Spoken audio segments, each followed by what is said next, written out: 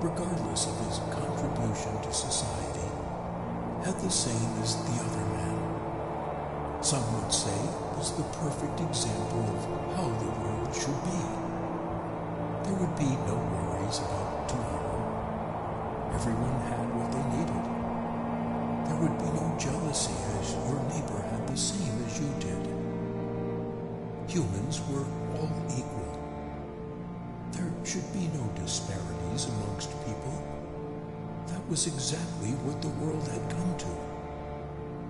After all, no one wanted to live in a world where insecurity was the order of the day. Families fighting for control of dynasties, governments wrestling for more power.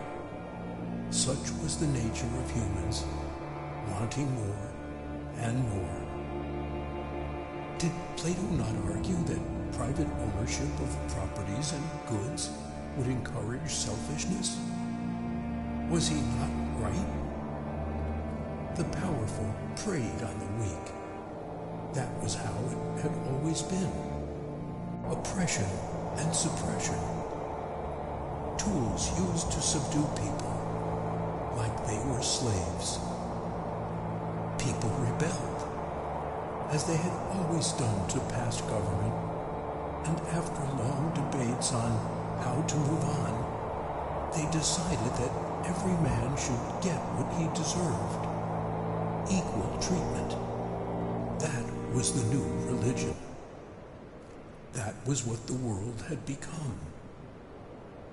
Right now, at this very moment, even though great philosophers only theorized about living in this kind of world, they believed it was the perfect world, one without violence, where human beings had learned to subdue themselves and become rational, morally upright people. Resources would thrive because people would be using them the right way. There would be no exploitation, no discrimination. There would be no rich, no poor, just people. The schools where children learn would teach them how to live in a society like that, a sort of brainwashing. If they wanted a happy society, they had to live in harmony with their neighbors. That in itself was not a bad thing, but where was the means to protect oneself if such a system failed?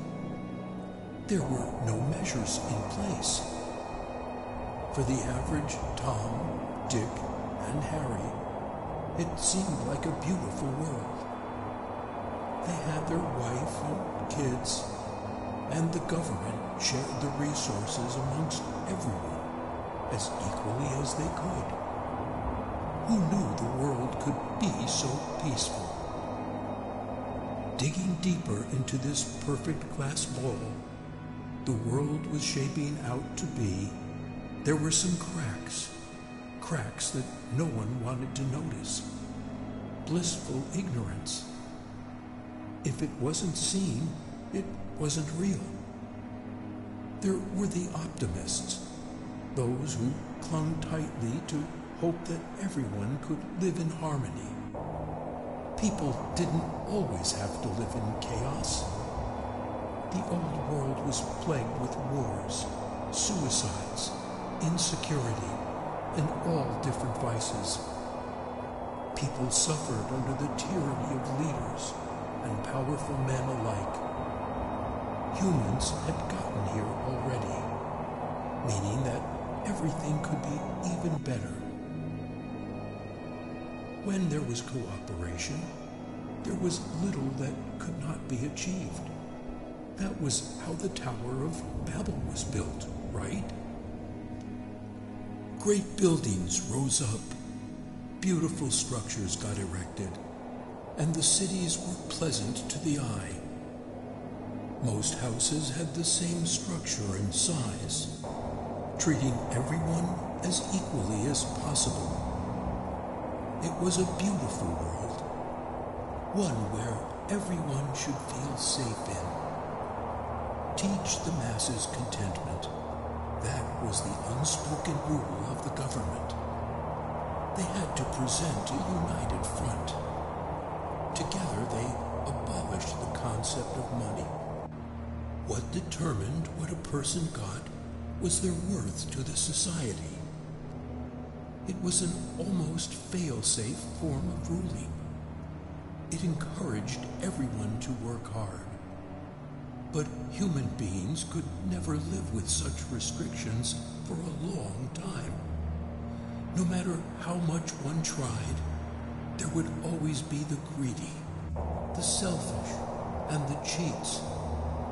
Those kind of people would find their way of lives unappealing and look for ways to get more than they deserved.